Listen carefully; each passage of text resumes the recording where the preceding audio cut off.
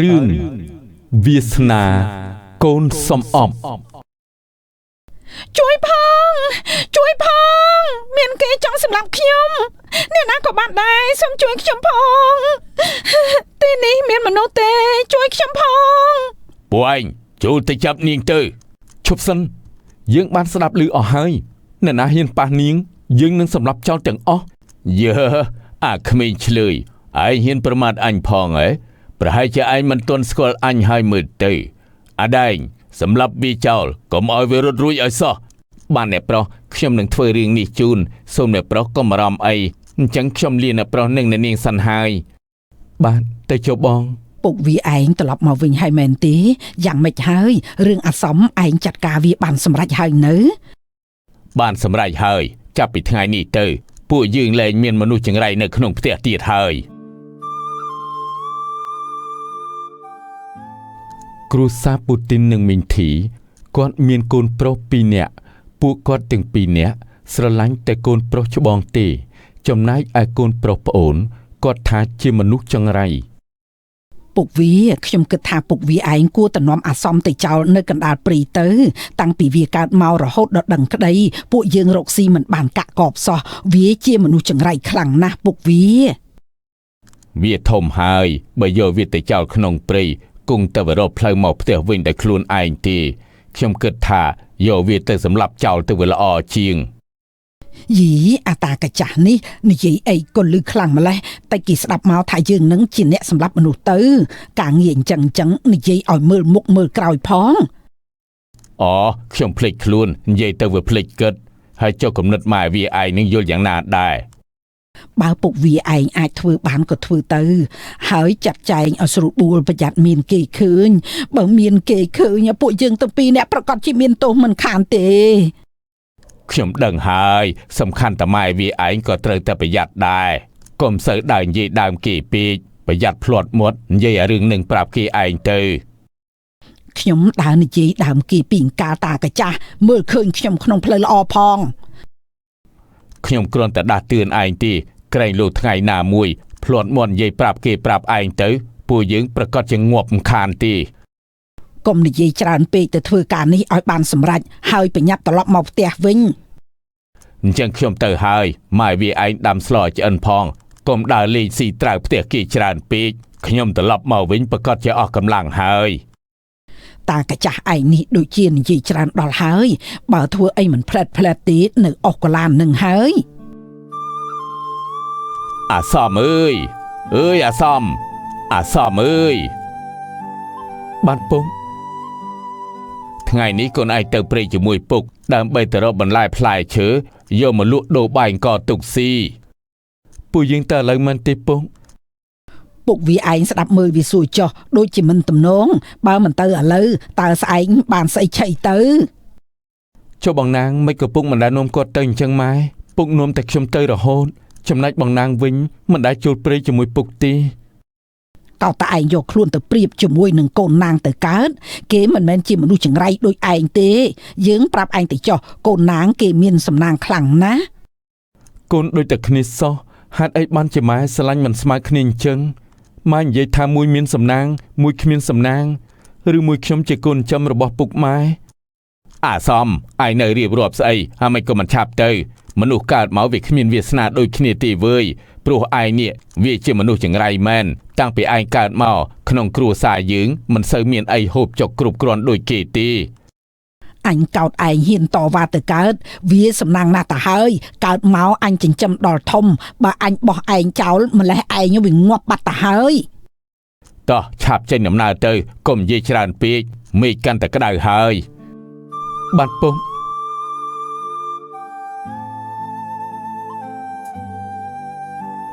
ពូទីននិងសំធ្វើដំណើរទៅដល់ព្រៃជ្រៅកន្លែងស្ងាត់ពូទីនគាត់បានឲ្យសំដើរពីមុខគាត់វិញម្ដងគាត់ប្រាប់សំថាដើម្បីឲ្យកូនស្រួលចំណាំផ្លូវងាប់ទៅអាកូនចង្រៃហឺអូយ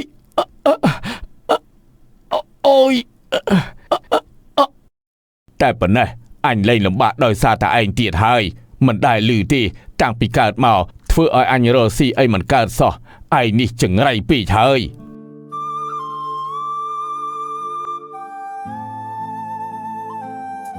ពូទីនក៏បានវាយសំនឹងពូថៅពីខាងក្រោយ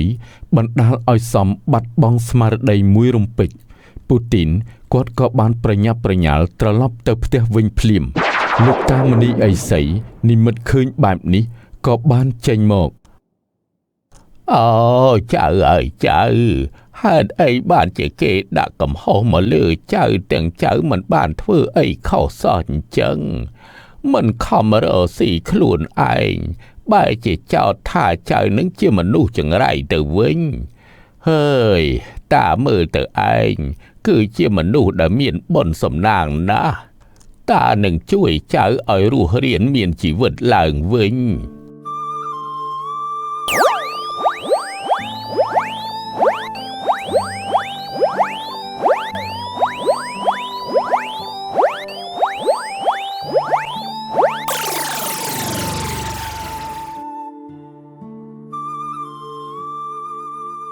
ពុកវាឯងត្រឡប់មកវិញហើយមែនទេយ៉ាងម៉េចហើយរឿងអាសំឯងចាត់ការវាបានសម្រេចហើយនៅបានសម្រេចហើយចាប់ពីថ្ងៃនេះទៅពួកយើងលែងមានមនុស្សចង្រៃនៅក្នុងផ្ទះទៀតហើយតែប៉ុណ្ណេះការរកស៊ីរបស់យើងនឹងបានជោគជ័យជាមិនខានទេព្រោះយើងមានតកូនសំណាងម្នាក់គត់ចុះនៅពេលដែលគេសួរយើងបាត់កូនទៅណាយើងគួរតែឆ្លើយយ៉ាងម៉េចទៅពុកវាឯងអីក៏ល្ងងម្ល៉េះហើយបើគេសួរថាបាត់អាសំទៅណាឯងប្រាប់គេទៅថាវាធំក្បាលហើយវាដើរទៅណាមកណាមិនដែលប្រាប់យើងទេតែប៉ុណ្្នឹងទៅវាស្រែកបាត់ទៅហើយពុកវាឯងពិតជាមានគំនិតឆ្លាតមែនហេតុអីបានជាខ្ញុំនឹកមិនឃើញអញ្ចឹងពុកវាឯងឆ្លាតអញ្ចឹងគួរតែទៅធ្វើជំនួយនៅទិសខាងកើតទៅព្រោះទីនោះសម្បូរអ្នកមានច្រើនណាស់គេនឹងរកស៊ីជាមួយយើងមិនខានទេខ្ញុំក៏ចង់ពិភាក្សាជាមួយម៉ែវាឯងពីរឿងនេះដែរគេល្បីថានៅទិសខាងកើតសម្បូរអ្នកមានទ្រព្យសម្បត្តិច្រើនណាស់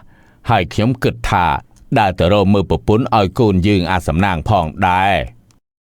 ប្តីសម្លាញ់ឯងអីក៏មានគំនិតល្អម្ល៉េះពុកវាឯងត្រូវទៅរកមើលកូនគេណាអ្នកមានទ្រព្យស្រុកស្ដំហើយយើងនាំគ្នាចូលដណ្ដឹងឲ្យកូនសំណាងតែម្ដងមិនបាច់បញ្ចូលខ្ញុំទេប្តីរបស់ឯងនឹងឆ្លាតយូរហើយធ្វើដូចមិនដឹងអញ្ចឹងហើយខ្ញុំអស់កម្លាំងណាស់បាយសម្លឆ្អិនហើយនៅនឹងលោកតាបានជួយសំឲ្យរស់រានមានជីវិតឡើងវិញសំក៏បានហាត់រៀនជាមួយលោកតារហូតដល់ចាំចេះនៅវិជ្ជាទាំងឡាយដែលលោកតាបានបង្រៀនសំក៏បានចេញទៅរកផ្លែឈើដើម្បីយកមកប្រគេនលោកតាស្រាប់តែពេលនោះសំក៏បានប្រទះនឹងចៅមួយក្រុមកំពុងតែដេញសម្លាប់នារីម្នាក់ជួយផងមានគេចង់សម្លាប់ខ្ញុំអ្នកណាក៏បានដែរសូមជួយខ្ញុំផងទីនេះមានមនុស្សទេជួយខ្ញុំផងយ៉ាងម៉េចហើយនាងរត់លេងរួចហើយមែនទីទោះជានាងស្រែកដល់ស្លាប់ខ្លួនក៏គ្មានអ្នកណាមកជួយនាងដែរទីនេះមានតែពួកយើងទេពួកឯងចង់ធ្វើស្អីយើងខ្ញុំគ្មានគំនុំជាមួយនឹងពួកលោកទេដោះលែងខ្ញុំទៅចាំខ្ញុំសុំទ្រព្យសម្បត្តិពុកខ្លះឲ្យពួកឯងមែនហើយយើងគ្មានគំនុំអីជាមួយនាងទេបើនាងសុំទ្រព្យសម្បត្តិពីឪពុករបស់នាងឲ្យយើងបានតែបន្តិចបន្តួចប៉ុណ្ណោះតែបើយើងចាប់នាងហើយទៅចម្រិតទារប្រាក់ពីឪពុករបស់នាងវាប្រកាសណាស់យើងនឹងបានប្រាក់ជាច្រើនជាថ្នូរនឹងការដោះលែងនាងលោកធ្វើអញ្ចឹងប្រកាសជាខុសច្បាប់ហើយច្បាប់នឹងដាក់ទោសលោកមិនខានទេយល់ល្អលោកគួរដោះលែងខ្ញុំឲ្យទៅសម្ប្រាក់ពីឪពុកម្ដាយខ្ញុំដើម្បីយកមកឲ្យលោកទៅវាប្រសើរជាងចាប់ខ្ញុំជំរិតទារប្រាក់បើយើងខ្លាចច្បាប់ពួកយើងនាំគ្នាធ្វើចោលធ្វើអីនាងមិនបាច់ចេះបដៅយើងទេបកគលខ្លួនឲ្យយើងចាប់តាមស្រួលទៅបើមិនចង់ឈឺខ្លួនខ្ញុំសូមវល់ពួកលោកដោះលែងខ្ញុំតែខ្ញុំគ្មានតម្លៃអីនឹងឲ្យពួកលោកចាប់ជំរិតទេហើយឪពុកម្ដាយខ្ញុំក៏គ្មានទ្រព្យសម្បត្តិអីដែរមិនបាច់កុហកយើងទេពួកយើងបានស៊ើបដឹងអស់ហើយឪពុកម្ដាយនាងគឺជាសេដ្ឋីនៅទិសខាងកើតមានទ្រព្យសម្បត្តិច្រើនណាស់ពួកឯងអាក្រក់ខ្លាំងណាស់ហេតុអីក៏កម្លាំងមានមិនចេះរកស៊ីចាំតែលួចឆក់ប្លន់គេអញ្ចឹងជាតិក្រោយពួកឯងនឹងខ្លាយជានរកមិនខានទេនិយាយច្រើនណាស់វើយជាតិក្រោយខ្លាយជាស្អីក៏ដោយ ឲ្យតែជាតិនេះបានស៊ីឆ្អែតយើងមិនខ្វល់ទេពួកឯងចូលទៅចាប់នាងទៅឈប់សិនយើងបានស្ដាប់ឮអស់ហើយអ្នកណាហ៊ានប៉ះនាងយើងនឹងសម្លាប់ចោលទាំងអស់បងប្រុសសូមជួយខ្ញុំផងបើបងជួយខ្ញុំនឹងយកបងធ្វើប្តីហើយប្រាប់ឪពុកម្ដាយខ្ញុំថាបងជាអ្នកមានគុណនាងថយទៅមកខាងសិនទៅកុំទាន់អាននិយាយអីចាំខ្ញុំចាត់ការពួកនេះចោលសិនយើអាក្មេងឆ្លើយឯងហ៊ានប្រមាថអញផងហ៎ប្រហែលជាឯងមិនទាន់ស្គាល់អញហើយមើលទៅអាដែងសម្លាប់វាចោលកុំឲ្យវារត់រួចឲ្យសោះបានលបងហើយហិចចាហិចហិចចាហិចចាសំក៏បានប្រើក្បាច់គុណដែលគេរៀនចេះពីលោកតាវាយពួកចោរទាំងអស់នោះបាក់កម្លាំងអស់ធ្វើឲ្យមេចោរទ្រាំពុំបានពួកគេក៏បានដកថយរត់យករួចខ្លួនបាត់អស់ទៅបងប្រុសមានកាត់អីកន្លែងណាទេបងពិតជាអស្ចារ្យណាស់វាយពួកចៅខូខើទាំងអស់នោះឲ្យរត់ចែកផ្លូវគ្នាចុះនាងទៅណាមកណាបានជាត្រូវក្រុមចៅចាប់ខ្លួនអញ្ចឹងចាបងប្រុសខ្ញុំជាកូនលោកសេដ្ឋីនៅភូមិខាងកើតខ្ញុំបានសុំឪពុកម្ដាយមកកំសាន្តព្រៃស្រាប់តែបានជួបនឹងពួកវាហើយពួកវាក៏សម្លាប់អ្នកបម្រើខ្ញុំចោលអស់ទៅដើម្បីចាប់ខ្ញុំជំរិតទារប្រាក់ពីឪពុកម្ដាយខ្ញុំនាងជាកូនអ្នកមានមិនគួរមកកំសាន្តក្នុងព្រៃអញ្ចឹងទេពួកនេះវាចាំតែឆ្លៀតឱកាស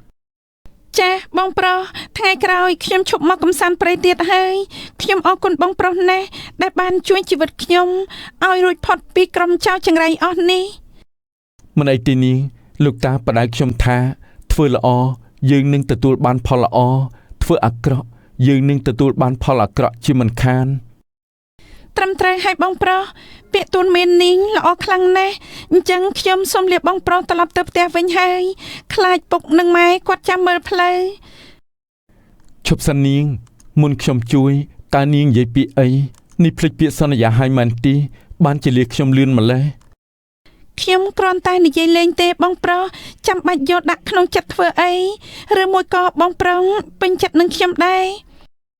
សម្រាប់នាងស្អាតម្លឹងហើយតើអ្នកណាមិនពេញចិត្តយើងនិយាយគ្នាមកសន្ទុះហើយតើនាងឈ្មោះអីដែរខ្ញុំឈ្មោះធីតាកូនស្រីលោកសេដ្ឋីសម្បត្តិនៅទិសខាងកើតចុះបងប្រុសមានឈ្មោះអ្វីដែរទេ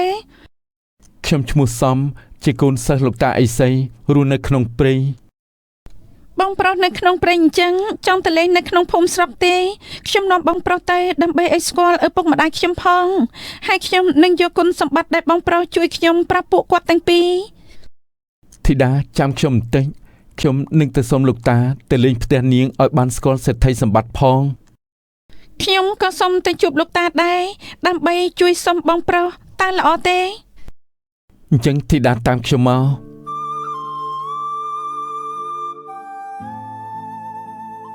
សំនឹងធីតាក៏បានទៅក្រាបសំពះលោកតាសុំទៅលេងផ្ទះធីតាតាមការអញ្ជើញរបស់នាងលោកតាក៏មិនបានបដិសេធនឹងសំណើនេះដែរព្រោះគេបានចេះក្បាច់ការពារខ្លួនច្រើនគួរសមណាស់ហើយធីតាកូនម៉ែឮអ្នកបម្រើថាកូនត្រូវបានចៅព្រីដេញសម្លាប់មែនទេចាម៉ែឥឡូវកូនសុខសប្បាយហើយដោយសារតែបងប្រុសខាងនេះគាត់ជាអ្នកជួយខ្ញុំវាចៅព្រីរត់បាត់អស់ហើយចុះគេជាអ្នកណាទៅមិនមែនមនុស្សល្អទេដឹងគេជាបពួកតែមួយទេដឹងអ្នកកំឡោះឯងមកពីណាកូនចៅអ្នកណាគេម៉ែកុំសង្ស័យថាគាត់ជាមនុស្សអាក្រក់អីគាត់ជាមនុស្សល្អខ្ញុំហ៊ានធានាគាត់មិនមែនជាបពួករបស់ចៅព្រៃទាំងអស់នោះទេបើមិនមែនជាបពួកចៅព្រៃហេតុអីបានជាគេរស់នៅក្នុងព្រៃពួកគេប្រកាសជាប្រើល្បិចកលដើម្បីមកលួចទ្រព្យសម្បត្តិយើងហើយកូនឆាប់ដេញគេចេញទៅម៉ែឯងគាត់និយាយត្រូវធីតាឆាប់ដេញគេចេញទៅពួកគេគឺជាបពួកចៅព្រៃតែមួយហើយយើងមិនអាចទុកចិត្តគេបានទេពុកម៉ែស្ដាប់ខ្ញុំនិយាយសិនគាត់រស់នៅក្នុងព្រៃមិនមែនជាបពួកក្រុមចៅទាំងអស់នោះទេគាត់ជាមនុស្សល្អជួយខ្ញុំដោយស្មោះមិនបានប្រើល្បិចមកលួចទ្រព្យសម្បត្តិយើងដោយពុកម៉ែនិយាយនោះទេ ហេតុអីបានជាកូននៅការពារពួកគេទៀតកូនមិនយល់ពីល្បិចក្រុមចៅទាំងអស់នោះទេគេធ្វើអញ្ចឹងដើម្បីឲ្យកូនទុកចិត្តហើយគេនឹងលួចទ្រព្យសម្បត្តិយើងស្រួលតែម្ដងណាកូនស្រីលោកសេដ្ឋីនិងសេដ្ឋីនីកុំអាលវាយតម្លៃខ្ញុំបែបនេះអីខ្ញុំរស់នៅក្នុងព្រៃមិនពិតតែចិត្តខ្ញុំមិនដែលធ្វើអំពើអាក្រក់ដាក់អ្នកណាម្នាក់ឡើយចិត្តមនុស្សយើងមិនអាចមើលដឹងទេនៅនឹងមុខយើងនិយាយល្អក្នុងចិត្តគិតយ៉ាងម៉េចក៏យើងមិនដឹងដែរអញ្ចឹងយើងមិនអាចទុកចិត្តឯងបានទេម៉ែគាត់មិនមែនជាមនុស្សអាក្រក់ដោយការសង្ស័យរបស់ម៉ែឡើយតាមពិតទៅគាត់រស់នៅក្នុងព្រៃជាសិស្សតាអេសីគាត់ធ្វើតែអំពើល្អនិងជួយមនុស្សតែប៉ុណ្ណោះគាត់មកទីនេះខ្ញុំក៏បានទៅសុំការអនុញ្ញាតពីលោកតាដែរថាម៉េចអ្នកកំឡោះម្នាក់នេះគឺជាសិស្សតាអេសីមែនទេក្មួយប្រុសឲ្យមីងសុំទោសដែលមីងយល់ច្រឡំថាឯងជាបាក់ពួកចៅព្រៃអូសិស្សលោកតាអេសីអញ្ចឹងតើបានជាមានតម្រេះវិជាអាចយកឈ្នះក្រុមចៅបានពូក៏យល់ច្រឡំលើក្មួយប្រុសដែរឲ្យពូសុំទោសក្មួយផងណាពុកវាក្មួយប្រុសសង្ហាខ្លាំងណាស់យើងមិនគួរយល់ច្រឡំថាគេជាបាក់ពួកចៅព្រៃទាំងអស់នោះទេក្មួយប្រុសឯងស្នាក់នៅទីនេះមួយរយៈសិនទៅចៅព្រៃឥឡូវវាបានចូលក្នុងភូមិលួចប្លន់ទ្រព្យសម្បត្តិអ្នកស្រុកច្រើនណាស់អរគុណសេដ្ឋីនេះហើយដែលបានឲ្យខ្ញុំស្នាក់នៅទីនេះមួយរយៈខ្ញុំចង់ដឹងណាស់ថាក្រុមចៅព្រៃទាំងអស់នោះពួកវានៅសល់គ្នាប្រមាណអ្នកទៀតពុកវាឯងស្ដាប់ឮទេតែប៉ុណ្ណេះស្រុកភូមិរបស់យើងប្រកាសជាសុខសាន្តមិនខានទេព្រោះមានអ្នកខ្លាំងចាំជួយកម្ចាត់ចោលព្រៃហើយមែនហើយម៉ែវាខ្ញុំលឺអញ្ចឹងសែនសប្បាយចិត្តម្លេះទីដូចជាចង់ធ្វើរឿងអីមួយយ៉ាងឲ្យបានឆាប់តែម្ដងគំនិតពុកវាឯងខ្ញុំយល់ច្បាស់ណាស់ខ្ញុំក៏ចង់ធ្វើអ្វីមួយយ៉ាងឲ្យបានឆាប់ដែរមិនដឹងស្អីទេពុកនឹងម៉ែប្រែប្រួលអារម្មណ៍លឿនណាស់តែមិនតាន់ទេមែនហើយពួកខ្ញុំមកពីផ្លូវឆ្ងាយនិយាយគ្នាក៏យូរណាស់ដែរហើយពុកនឹងម៉ែអនុញ្ញាតឲ្យបងប្រុសគាត់ទៅសម្រាកសិនទៅម៉ែវាឯងទៅជួយរៀបចំកន្លែងឲ្យក្មួយប្រុសគេសម្រាកទៅអញ្ចឹងតោះអញ្ចឹងក្មួយប្រុសតាមមីងមកលុះដល់យប់ឡើងក្រុមចៅព្រៃក៏បាននាំគ្នាចូលមកផ្ទះលោកសេដ្ឋីសម្បត្តិដើម្បីប្លន់យកមាសប្រាក់ពួកគេមិនបានដឹងថាសមធ្វើដំណើរមកជាមួយធីតាទេ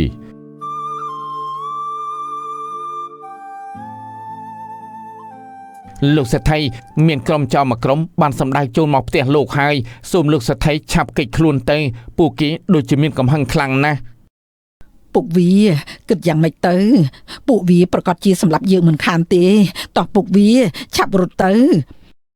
យើងយកដំណឹងនេះទៅប្រាប់ក្មួយសមទៅក្រែងលោកគេអាចជួយយើងបានទ្រព្យសម្បត្តិយើងច្រើនណាស់មិនអាចរត់ចោលបានទេពុកវាឯងនៅគិតរឿងទ្រព្យសម្បត្តិទៀតពាក្យចាំងពោលថាខ្លួនរស់របស់កើតរត់យករួចខ្លួនសិនទៅខ្ញុំគិតថាគួរតែប្រាប់ក្មួយសមនឹងធីតាសិនប្រុងយករួចខ្លួនតែឯងមែនទេនៅនិយាយធ្វើអីទៀតមិនក៏មិនឆាប់ទៅក្រុមចៅវាមកដល់ឥឡូវហើយសមលឺលោកសេដ្ឋីប្រាប់បែបនេះគេក៏បាននាំលោកសេដ្ឋីទៅឈររងចាំចោលនៅមាត់ផ្លូវចូលផ្ទះលោកសេដ្ឋីភ័យញ័រស្ទើរលួសព្រលឹងទៅហើយពួកឯងជួយមើលអញតិចមើលដូចជាអាម្នាក់ជួយស្រីនៅក្នុងព្រៃម្សិលមិញវ៉ៃគឺអាម្នាក់នឹងឲ្យលបងមិនក៏វាមកនៅទីនេះឥឡូវពួកយើងគិតយ៉ាងម៉េចទៅលបងនៅគិតក្បាលឯងស្អីទៀតមិនក៏មិនឆាប់នាំគ្នារត់ទៅ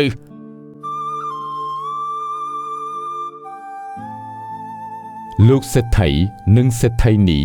ឃើញក្រុមចៅខ្លាចសមបែបនេះពួកគាត់ទាំងពីរនាក់ក៏បានលើកធីតាឲ្យរៀបការជាមួយសមដើម្បីការពារទ្រព្យសម្បត្តិបន្តពីពួកគាត់ធីតាម៉ែផ្សំផ្គុំកូនជាមួយនឹងក្មួយសំតើកូនយល់ព្រមដែរទេរឿងនឹងកូនស្រេចលើពុកនឹងម៉ែចុះកូនមិនហ៊ានឆ្លើយទេពុកនឹងម៉ែព្រមក៏ខ្ញុំព្រមដែរហើយចុះក្មួយសំមីងលើកធីតាឲ្យធ្វើជាប្រពន្ធក្មួយតើក្មួយគិតយ៉ាងម៉េចដែរបើដូច្នេះមែនគឺជាបុណ្យសំណាងរបស់ខ្ញុំហើយដែលធ្វើឲ្យលោកសេដ្ឋីនិងសេដ្ឋីនីពេញចិត្តលើកគុណកំមុំឲ្យខ្ញុំមានតែម្រាមដៃដប់អរគុណដល់លោកទាំងពីរតែប៉ុណ្ណោះ សម្ដីព្រោះស័ក្តិសមនឹងរូបរាងពិតជាគួរឲ្យស្រឡាញ់ណាស់ម៉ែវាយើងហៅថាកូនប្រសាតែម្ដងទៅអីបើពួកគេទាំងពីរយល់ព្រមអស់ហើយនោះមែនហើយតោះពុកវាទៅគិតគូររៀបចំមង្គលការឲ្យពួកគេទាំងពីរខ្ញុំចង់បានចៅពូនណាម៉ែវាឯងគិតពលឿនពួកគេទៅតើអញ្ចឹងខ្ញុំក៏ចង់បានចៅពូដែរឥឡូវយើងក្រឡេកមកមើលសកម្មភាពពូទីននិងមីងធី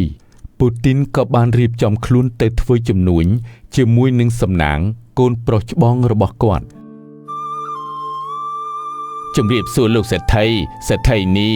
លោកទាំងពីរមានត្រូវការសម្ពុតហូលផាមួងដែរទេខ្ញុំទើបយកមកថ្មីស្អាតណាស់ស័ក្តិសមនឹងលោកទាំងពីរខ្លាំងណាស់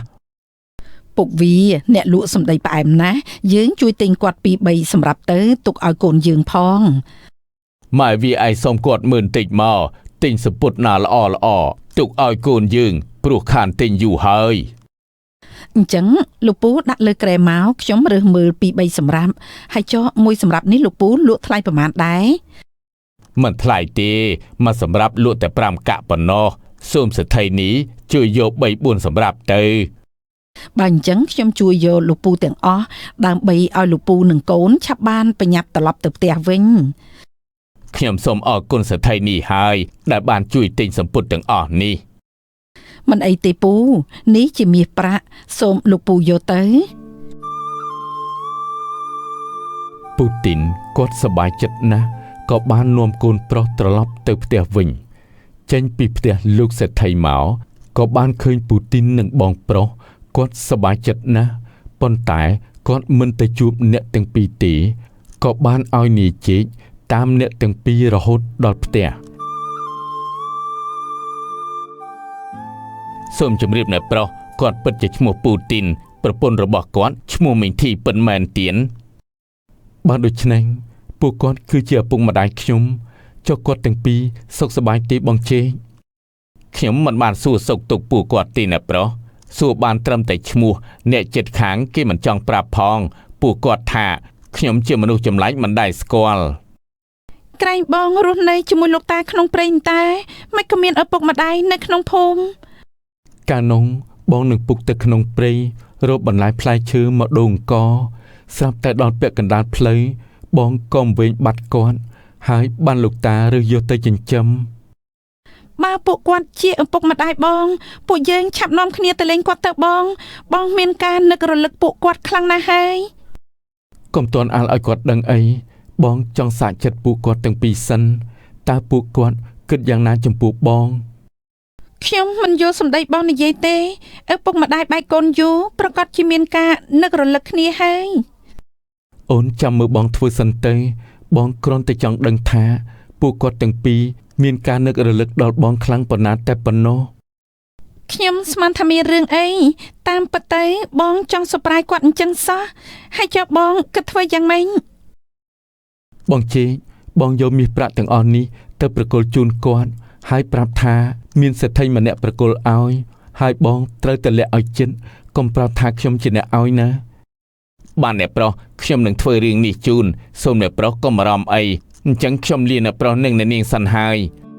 បាទទៅចុះបង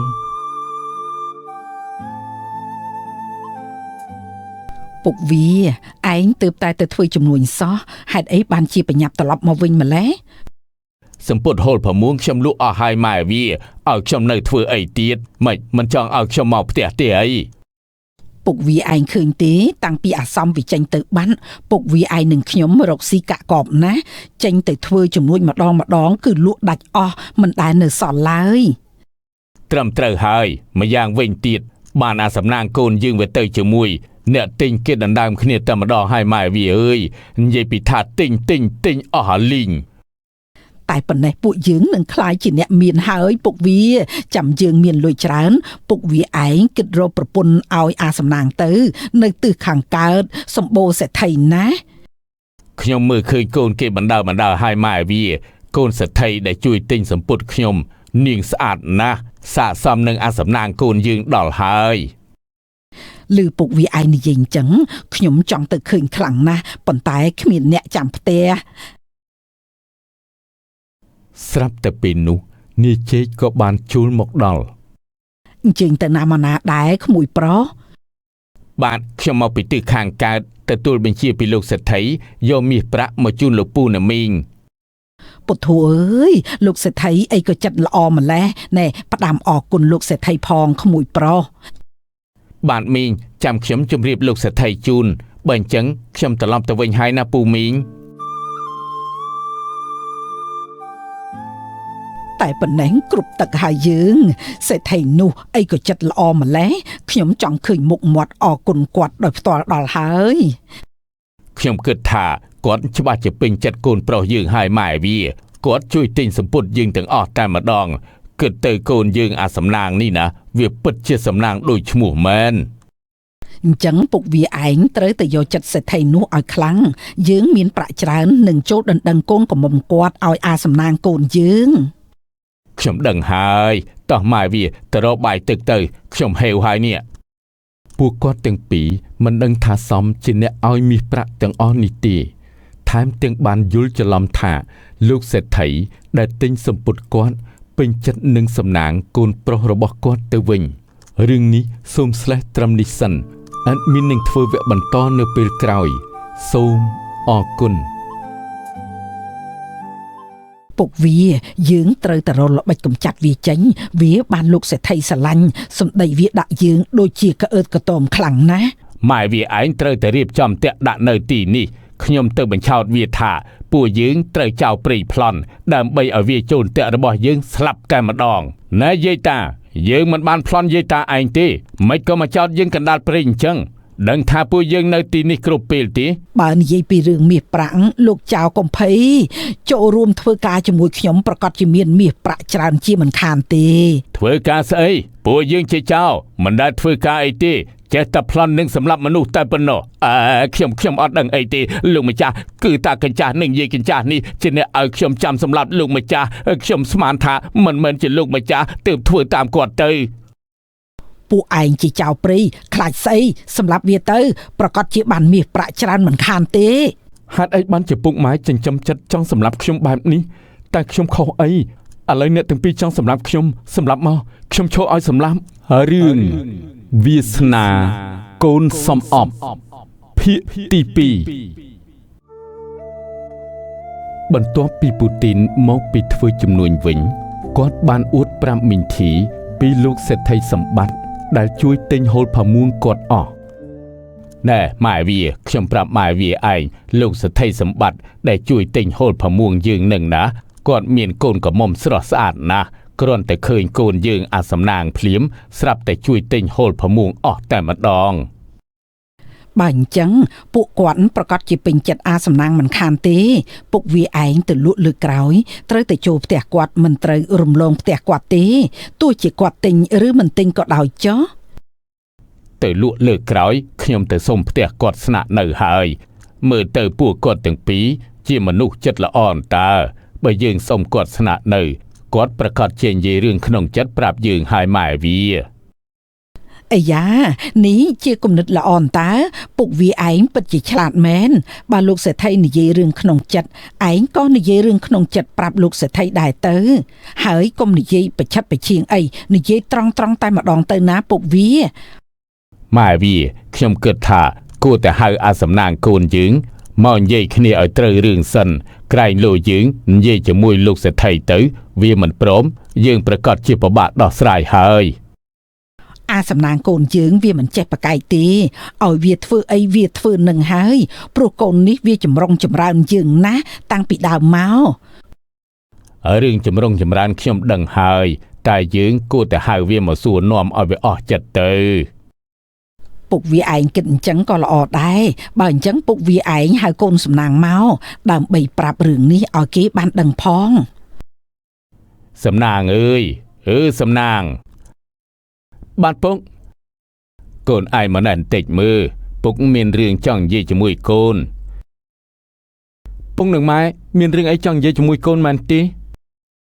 ម៉ែនឹងពុករបស់ឯងហៅមកនេះចង់ប្រាប់ដំណឹងល្អដល់កូនតើកូនសំណាងចង់ដឹងរឿងល្អដែលពុកនឹងម៉ែប្រាប់ដែរទេរឿងអីទៅម៉ែឆាប់និយាយមកខ្ញុំចាំស្ដាប់ខ្ញុំលឺអញ្ចឹង ដូចជាបុកពោះដល់ហើយនេះ បុកពោះធ្វើអីកូនវាមិនមែនជារឿងអាក្រក់ឯណាម៉ែប្រាប់កូនកូននឹងសប្បាយចិត្តជាមិនខានទេ មិនដឹងជាស្អីទេម៉ែ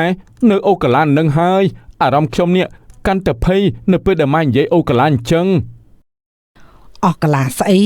ម៉ែគង់តែនិយាយប្រាប់ឯងទេ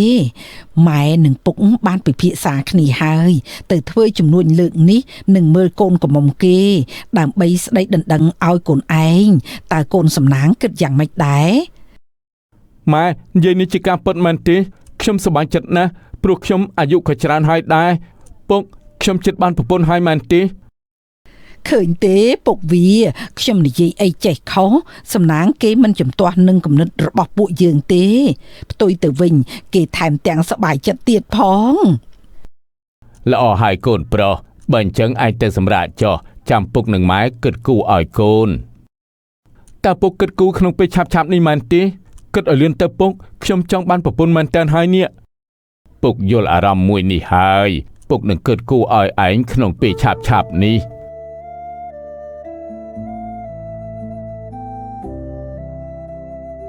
នេះជេកតែងតែយកមាសប្រាក់មកឲ្យពូទីននិងមីងធីជារៀងរាល់ខែហើយពូទីននិងមីងធីក៏បានសួរនាំពីកូនក្រមុំលោកសេដ្ឋីនិងប្រាប់នេះជេកថាគាត់នឹងចូលស្ដីដណ្ដឹងនាងឲ្យកូនគាត់អាសំណាង ថាម៉េចពួកគាត់ចង់ស្ដីដណ្ដឹងខ្ញុំឲ្យបងថ្លៃរបស់ខ្ញុំមែនទេហើយចុះបងជែកឯងមិនមិនប្រាប់ថាខ្ញុំមានប្តីហើយ ខ្ញុំមិនបាននិយាយអីច្រើនទេណានាងលោកប្រុសបានផ្ដាំថាមិនឲ្យខ្ញុំនិយាយអ្វីច្រើនទេនឹងលះអត្តសញ្ញាណរបស់គាត់ឲ្យចិត្តអញ្ចឹងខ្ញុំចិត្តតែឆ្លើយបាទទៅ បើគាត់ចូលមកស្ដីដណ្ដឹងខ្ញុំមែនពុកនឹងម៉ែប្រកាសជាខឹងស្លាប់ហើយបងសំបងឯងគិតយ៉ាងម៉េចមិនក៏បងឯងមិនប្រាប់គាត់តាមត្រង់ទៅចាំបាច់នៅលាក់លៀមធ្វើអីទៀត អូនកុំបារម្ភពេកធ្វើតាមបងទៅបងចង់ដឹងចិត្តពួកគាត់ឲ្យកាន់តែច្បាស់ជាងនេះតើពួកគាត់កំពុងគិតអីអូនឯងជួយបងម្ដងទៀតទៅណា បងឯងឲ្យខ្ញុំជួយទៀតហើយនេះបងឯងគិតធ្វើអីទៀតបើពុកនឹងម៉ែដឹងគាត់ប្រកាសជាខឹងពួកយើងមិនខានទេ មិនអីទេបងនឹងប្រាប់គាត់រឿងទាំងអស់អូនជួយសម្ដែងបងមួយឈុតទៀតទៅដើម្បីឲ្យបងអស់ចិន បងចាត់ទុកខ្ញុំជាអ្វីបានជាយករូបខ្ញុំទៅលេងសើចបែបនេះបើបងមិនប្រាប់ខ្ញុំនឹងប្រាប់ពួកគាត់ឲ្យបានដឹង បងសុំវសុំជួយតែម្ដងនឹងទៀតទេពួកយើងនឹងបានដឹងរឿងទាំងអស់គ្នាជាមិនខាន បានខ្ញុំជួយបងម្ដងនឹងទៀតក៏បានប៉ុន្តែនិយាយគ្នាឲ្យហើយមិនអាចមានលើក្រោយទៀតទេបើមានលើក្រោយខ្ញុំឈប់ជួយបងហើយ អរគុណអូនសំឡាញ់បងសន្យាថានឹងគ្មានលើកក្រោយទេជំរាបសួរពុកម៉ែថ្ងៃនេះលោកទាំងពីរសុខសប្បាយទេ ល្អហើយកូនថ្ងៃនេះឯងមានអារម្មណ៍ល្អម្ល៉េះមកសួរសុខទុក្ខពុកនឹងម៉ែដល់ក្នុងផ្ទះឯណាកូនធីតាមិនមកជាមួយឯងទេហ៎ អូនធីតាគាត់អត់មកទេម៉ែខ្ញុំមកនេះមានការបន្តិចចង់ឲ្យពុកម៉ែជួយ ហើយចុះមានរឿងអីទៅកូនកុំប្រាប់ណាថាពួកឯងទាំងពីរឆ្លោះគ្នាឲ្យសោះម៉ែមិនចង់ឮពាក្យនេះទេពុកនឹងម៉ែចាស់ចាស់អស់ហើយពួកឯងត្រូវចេះស្រឡាញ់គ្នាហើយថែរក្សាទ្រព្យសម្បត្តិដែលពុកម៉ែមាន ពួកខ្ញុំទាំងពីរមិនដែលឆ្លោះគ្នាទេម៉ែរឿងដែលខ្ញុំចង់ឲ្យជួយគឺរឿងផ្សេងទេពី3ថ្ងៃទៀតនឹងមានគេមកស៊ើបសួរអូនធីតាឲ្យកូនកំឡោះគេសូមពុកនឹងម៉ែប្រាប់គេថាអូនធីតាមិនទាន់មានប្តីទេ អាម៉េចបានទៅជាអញ្ចឹងកូនសំនេះឯងមិនស្រឡាញ់ធីតាទេហ៎ម៉ែខំផ្សំផ្គុំឲ្យពួកឯងរហូតបានរៀបការខ្លាយជាប្តីប្រពន្ធឥឡូវមិនក៏ឲ្យម៉ែលើកទៅឲ្យគេវិញ មិនមែនខ្ញុំមិនស្រឡាញ់ធីតាទេម៉ែពួកខ្ញុំស្រឡាញ់គ្នាណាស់ប៉ុន្តែអ្នកដែលចូលមកស៊ើបសួរនោះគឺជាឪពុកម្ដាយដែលខ្ញុំប្រាប់ម៉ែថ្ងៃមុនខ្ញុំគ្រាន់តែចង់ដឹងចិត្តគាត់នៅពេលដែលឃើញខ្ញុំពួកគាត់មានអារម្មណ៍បែបណាប៉ុណ្ណោះ កូនឯងធ្វើនេះដូចជាយកគ្រួសារម៉ែមកលេងសើចនឹងគ្រួសារកូនឯងពេកហើយរឿងនឹងសម្រេចលើពុកឯងទៅម៉ែមិនហ៊ាននិយាយទេ ថ្ងៃមុនកូនឯងបានសុំមាសប្រាក់ឲ្យពួកគាត់ពុកនឹងម៉ែមិនថាអីទេឥឡូវកូនឯងមកសុំពុកម៉ែទៀតហើយរឿងនេះតាក់ទងនឹងកិត្តិយសខ្លាំងណាស់ណាកូន ព ពុកឯងគាត់និយាយត្រូវកិត្តិយសពុកនឹងម៉ែតើយកមុខទៅទុកឯណាបើកូនស្រីមកលេងសើចអញ្ចឹងពុកនឹងម៉ែជួយខ្ញុំម្ដងទៅខ្ញុំមិនឲ្យខូចកិត្តិយសពុកម៉ែឡើយនៅពេលដែលពួកគាត់មកដល់ខ្ញុំនឹងទទួលស្វាគមន៍ដើម្បីចង់ដឹងពីអារម្មណ៍របស់ពួកគាត់ខ្ញុំសូមវល់ជួយខ្ញុំម្ដងទៅកូនវល់ឲ្យពិបាកបដិសេធណាស់ម៉ែវាយល់ព្រមឲ្យគេធ្វើទៅតែនិយាយគ្នាហើយណាត្រូវតែទុកកិត្តិយសឲ្យពុកនឹងម៉ែកុំឲ្យគេឌីលឲ្យសោះបាទពុកកូនមិនធ្វើឲ្យពុកខកបំណងទេកូនអរគុណពុកនឹងម៉ែហើយអញ្ចឹងកូនលាសិនហើយ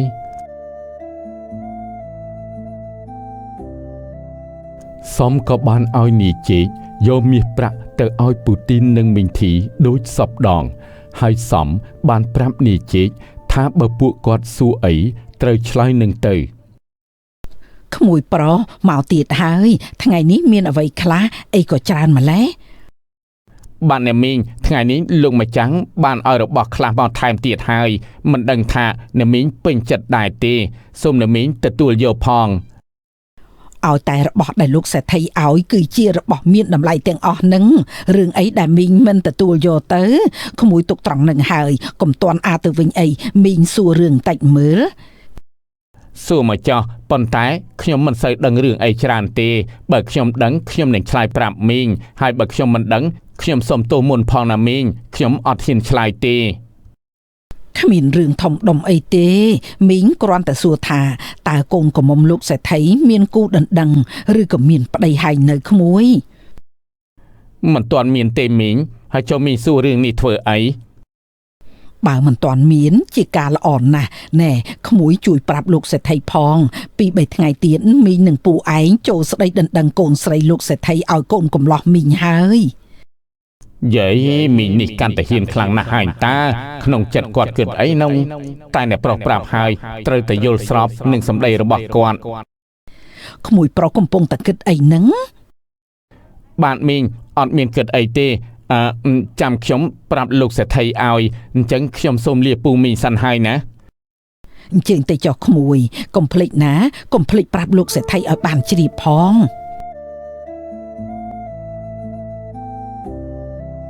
បងសំថ្ងៃនេះឪពុកម្ដាយបងមកផ្ទះយើងហើយតើបងគិតធ្វើយ៉ាងម៉េចទៅចាំបាច់ទៅគិតធ្វើអីប្រពន្ធសម្លាញ់ទុកឲ្យបងជាអ្នកទៅទទួលគាត់អូននៅតែក្នុងផ្ទះចុះចាំមើលគាត់ឃើញបងគាត់សប្បាយចិត្តយ៉ាងណាតាមអូនគិតគាត់ប្រហែលជាត្រេកអរខ្លាំងអូនក៏ចង់ឃើញអារម្មណ៍គាត់នៅពេលនោះដែរគ្រាន់តែគិតក៏មានក្តីសុខដែរបងក៏សង្ឃឹមដូចអូនគិតដែរព្រោះបងនិងគាត់បែកគ្នាយូរហើយបងមានការនឹករលឹកពួកគាត់ខ្លាំងណាស់អូនមិនដែលឃើញមនុស្សឯណានឹកឪពុកម្ដាយមិនទៅរកឪពុកម្ដាយបែរជាចង់ឲ្យឪពុកម្ដាយមកសប្រែងអញ្ចឹងទេអូនកុំសើចចំអកបងមើលបងធ្វើអញ្ចឹងគង់តែបានជួបមុខពួកគាត់ដូចតែគ្នាតាអូនោះពួកគាត់មកហើយអូននៅនឹងហើយណាបងទៅទទួលពួកគាត់បន្តិចពុកវាឯងជួយមើលខ្ញុំតិចមើលអ្នកដើរមករកយើងនោះដូចជាអាសំសមហើយថាមិនសមនេះវាតាមមកលងអញកណ្ដាលថ្ងៃតែម្ដងហើយវើយមិនមែនខ្មោចលងទេពុកវាគឺជាមនុស្សពិនខ្ញុំឃើញមិនព្រើលភ្នែកទេវាគឺជាអាសំមែនពុកម៉ែជំរាបសួរលោកទាំងពីរសុខសប្បាយទេអាសំនៅក្នុងពេលនេះឯងកុំតន់ហៅពួកអញថាពុកនឹងម៉ែឲ្យសោះធ្វើជាមិនស្គាល់អញសិនចាំអញប្រាប់ឯងនៅពេលក្រោយមិនក៏ម៉ែនិយាយអញ្ចឹងនេះខ្ញុំមានការនឹករលឹកពុកម៉ែខ្លាំងណាស់ឲ្យខ្ញុំកុហកគេធ្វើអីឯងនៅនិយាយតវ៉ាធ្វើអីធ្វើតាមអញប្រាប់សិនទៅបើពុំដូច្នោះទេអញនឹងឈប់ទទួលស្គាល់ឯងថាជាកូនជារៀងរហូតហើយបើពុកនឹងម៉ែមិននឹករលឹកដល់ខ្ញុំទេក៏មិនអីដែរចុះពុកនឹងម៉ែមកទីនេះមានការអីដែរទៅអញមកស្ដីដណ្ដឹងកូនស្រីលោកសេដ្ឋីឲ្យកូនសំណាងឯងជាអ្នកបម្រើនៅទីនេះមែនទេនាំអញទៅជួបលោកសេដ្ឋីបន្តិចទៅខ្ញុំនឹងហើយជាសេដ្ឋីតែខ្ញុំមានកូនស្រីឯណាឲ្យពុកនឹងម៉ែដណ្ដឹងទៅផ្ទះនឹងទ្រព្យសម្បត្តិទាំងអស់នេះជារបស់ខ្ញុំនិងប្រពន្ធខ្ញុំមនុស្សចង្រៃដូចឯងនេះមែនទេដែលមានទ្រព្យសម្បត្តិមហាសាលបែបហ្នឹងឈប់និយាយឈួតទៅនាំយើងទៅជួបលោកសេដ្ឋីបើមិននាំឆាប់ចេញទៅ เอ้ยอันสมานถาไอ้บัดชูดบัดอย่างไรเฮยมันนึกสมานถาไอ้ในจังไรเลือดามให้ชูดเลือดามจังซอให้นี่ไอ้จะมากระหออันหนึ่งไม้ไอ้แต่การฉาบถอยเจนเตยหาดไอ้บ้านจะปุกไม้มันจืดขยมยิงมันขอตีทรบสมบัติได้ลูกถึงปีเมื่อเคยเนี่ยวิจิระบอกขยมเตียงอ้อกุมนึกไอ้นี่แมนเต้ได้มีนตรบสมบัติมหาศาลจังบ่าสมัยดอลจีดกราวก็วิขมิ้นสำนางได้ต่อมาเบียก็มเย่จมัวชูดหนึ่งนอมแต่ขาดปีลยิงนอมขณีจูดแต่จูบลูกสะไทยเตยเย่อวดคลุนโดยมนุษย์ชูดแต่ให้ขยมส่องใส่ท่าเวียดแต่ใส่ประสาทให้มือเตยไม่ก็ไอ้มันชับถอยเจงปีเพลยยืงไอ้จำมือยืงหนึ่งปรับลูกเสไทยเอาดึงขบาลไอ้เจงบ้านถ้วยจีเนะบำรากีซออวดคลุนโดยจีแมนแตนจังขยมบ้านอุติไม้ขยมเย่แต่การเปิดปนโนให้ขนมปีนี้ขยมก็บ้านดังฉบับปีตึกจัดปุกหนึ่งไม้ได้ไม่ก็ไอ้มันชับถอยเจงปีเพลยยืงไอ้จำมือยืงหนึ่งปรับลูกเสไทยเอาดึงขบาลไอ้เจงบ้านถ้วยจีเนะบำรากีซออวดคลุนโดยจีแมนแตนจังขยมบ้านอุติไม้ขยมเย่แต่การเปิดปนโนให้ขนมปีนี้ขยมก็บ้านดังฉบับปีตึกจัดปุกหนึ่งไม้ได้ไอ้ดังฉบับตึกจัดใส่ไอ้จังเดียวถ้าไอ้หนึ่งปุกระบอกไอ้นี่เชี่ยมนุษย์เหมือนบ้านกาแมนเต้มนุษย์เจ้ามาเสียดโดยจะไอ้จังบ้านจังไรดอลกลัวซาตามีนเรื่องไอ้เตนมิงบ้านจะโลลาคลั่งมาเลยมิงท่าเอาเนี่ยนะจังไรเนี่ยนะเจ้ามาเสียดลูกขโมยเมาหายมีนอักเมงคลาวีอาอ่างทาจีมาจับเตียมันนอมมีหนึ่งปูระบอกไอ้แต่จุบลูกเสร็จไทยซอมันตายปนเนาะแถมเตียงอวดทาคลุนไอ้นังจีเสร็จไทยมาจับตรอบสมบัติเตียนิตีดให้เจ้าขมิงเดมิงทาโน่นนะบ้านเจ้ามาอวดประเดี๋ยวประดานจังหรือมวยเก๋จังเบาปรามิงแต่ดังไงไปจริงจังหายยางแต่มิงมันละงงแต่เชื่อสมได้เวียเต้ปลัวอักเมนูเวียเชี่ยมนูจังไรติดังมิงให้เจ้าขมิงเดมิงเยโนเกไหนนะขยมนึงแต่จับเกเอาลูกสะไทยผมเมียนเกจังมาดองคืออักเมมันเนี่ยโชว์จมูกขโมยหนึ่งหายจับเวียตาเอาลูกสะไทยไวเตอขโมยมิงเนี่ยเปิ่มมุกเวียนนะมิงไม่ก็มิงเดียนละปลอกชมกอบหมอนจังใครเนี่ยตั้งปีจะมาได้หนึ่งโกไหนนี่ขยมมันโยลเวงเอาหายบ้านหายบางจีบัดจะเรียบรวมไอตีกอดขึ้นอย่างนะวิจรึงระบอกก่อนบองบัดสูนอมไอจรันตีตีแน่ขโมยตาเวียนนี้จูลขโมยไอประมาณบ้านเจียหายเวียทานเนี่ยปล่อยจังก่มเนยสำได้นอมตะขาดเปลมิงอ้อยไอจรันจริงนี่หายจุนมิงแต่จูบลูกเสไทยเปลี่ยนเต๋อขยมมันดังท่าเตรงเยจมวยมีอย่างไม่ตีเลยเด็กชมโยแต่เอามีรอดดองนึงนะคือจะเลยลูกโปรบัญชีเอาชมโยเตยมีมันดังตีมนุษย์โดยเกณฑ์นี้แฮได้มีนลุยเอามิงจรันอย่างนั้นให้ไอ้กับปูไอเจแต่กับเหาะโยมมุกโยมมอดแบบนี้ขยมจำเวียตั้งปีตัวรหดดอทอมปนังเวียมันได้รอซีไอบานมากะมาเซนโจลเตียหนูตีเมียนแต่น้อมเพียบจังไรหนึ่งซอยโจลเตียแต่ปนอกแต่เวียบานประไอนายโยแต่เอาชมเตยขโมยสนับบานให้เนื้อบางทีเอาลุยไอดำไปกับเหาะมิงหนึ่งปูมิงเอาไอจรันจริงนี่หายฉับจุนมิงแต่จุบลูกเสร็จไทยเตอแต่เมียนเรื่องไอ้บ้านเจตันเต้งจ้องจูบยืงคลังมาเลยเมียนการสำคัญไอ้หน้าเมินตีจ้าลูกเสร็จไทยขมิงปรปีเนี่ยนิ้งเก๋บานรุมกุมนึดคณีมันเอาเขียมจุบลูกเสร็จไทยเลยแถมเตียงอูดถักโคลนไอเจียสัตไทยบรรทอวินปีลูกเสร็จไทยตีดพองให้เจ้าเกตั้งปีเย่เมียนแต่เขาไอ้เมาปีไอเมียนพเนจอดประเสริเมียนแต่ชีอดเจสดับเตอลูกเสไทยนี่ยัยทำไมขยมอดยูลเต้สมจุยเป็นยูลขยมมาดองตีดบานเต้แม่นหายลูกเสไทยพวกขยมสดับลือวอลมันเสยยูลเต้สมลูกเสไทยเมียนภาษามาดองตีดบานเต้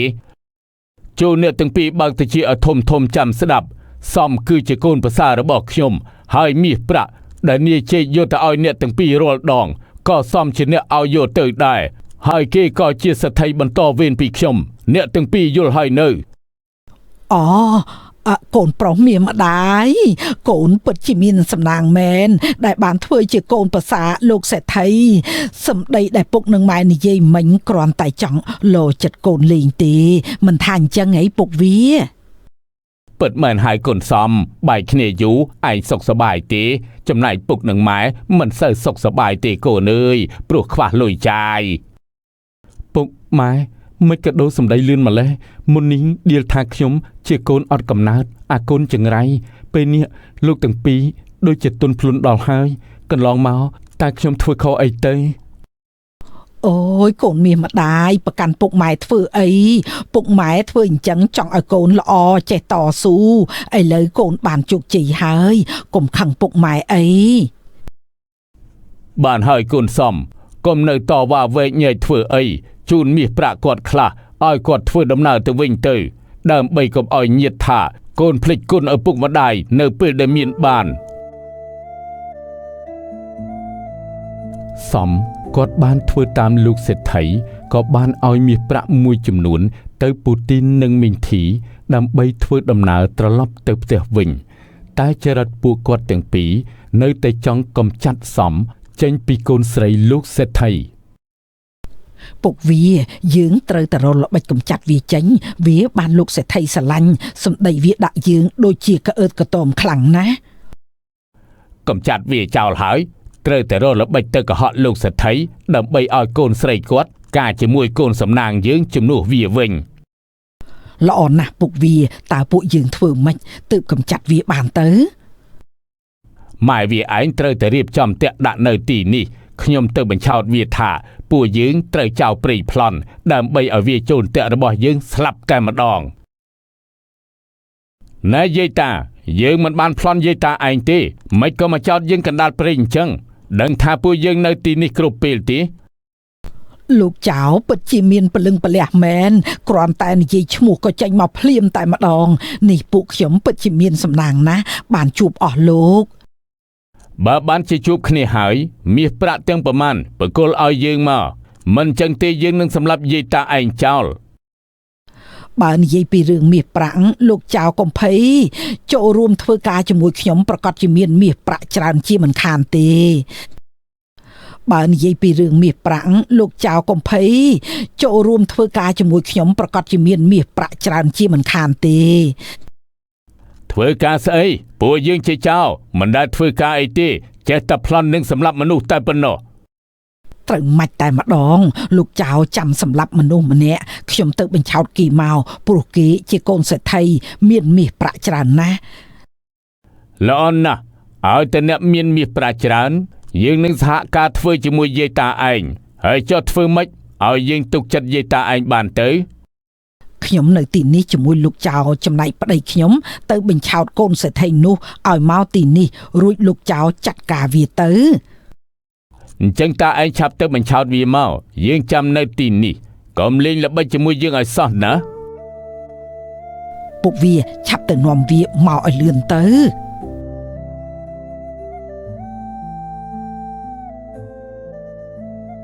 ปูตินก็บ้านดาเตอร์ก็เหาะซอมถากรมเจ้าบ้านพลอนโยมีประได้ซ้อมเอากอดหายก็เหาะถากรมเจ้าบ้านจับมินทีทเวตรุณกรรมหายกอดก็บ้านรถรุ่ยยกดำนังนี้มาปรับซ้อมลือแบบนี้ก็บ้านประหยัดประหยัดเอาปูตินจูนเตอร์ตีนุพลิมกรมเจ้า500ไอ้นี่ปัจจุบันเรียงจานแมนไงเนี่ยไอ้พลอนจอมระบบเปิดหายยืงนึงมันเอาปูไอ้รุ่ยคลุนเต้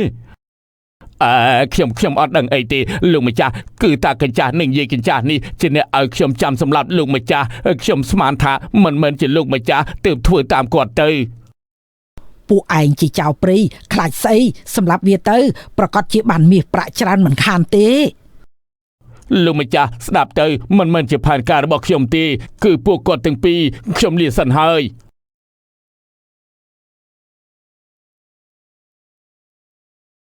หาดไอ้บ้านจะปลูกไม้จังจำจัดจ้องสำหรับขยมแบบนี้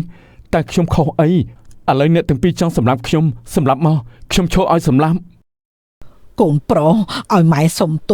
ได้เมียนจัดอักเกาะตะลือโกนแบบนี้ตามเป็นโกนเจียมนุเมียนบนเมียนสำนางมันแมนเจียมนุจังไรโดยปลูกไม้ทลบในเยนูเตเหมือนหายโกนโปรปลูกหนึ่งไม้เปิดเจ็ดขวากาเกิดเมื่อคืนดมมีถ่ายเจ็ดดมอ่านตัววิ่งเหมือนกูนะเมียนจัดจองถือบาปกูโดยชนะตีบ้านหายปุ้งไม้บ้านเย่ไอติตีตลับเติบเติบวิ่งจ่อ កូនម្នាក់នេះគ្មានតម្លៃក្នុងកាយភ្នែកពុកនិងម៉ែតាំងពីយូរណាស់មកហើយពុកម៉ែធ្វើអីកូនដឹងទាំងអស់តែកូនមិនអាចធ្វើខុសលើអ្នកមានគុណបានទេម៉ែស្ដាប់ឮសម្ដីកូននិយាយបែបនេះទើបភ្ញាក់ខ្លួនថាម៉ែគិតខុសទៅលើកូនធ្ងន់ណាស់ម៉ែសូមជូនពរឲ្យកូនមានក្តីសុខក្នុងគ្រួសារពុកនិងម៉ែរស់តាមកម្មផលទៅចុះ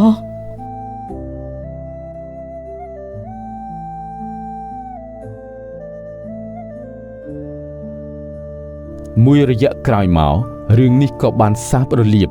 សំក៏បានដឹងគុណឪពុកម្ដាយឧស្សាហ៍ទៅលេងពួកគាត់ទាំងពីរធ្វើឲ្យពួកគាត់មានទំនាក់ទំនងរស់នៅសុខសាន្តជាមួយគ្នារឿងវាសនាកូនសំអប់សូមចប់ត្រឹមនេះសូមអរគុណ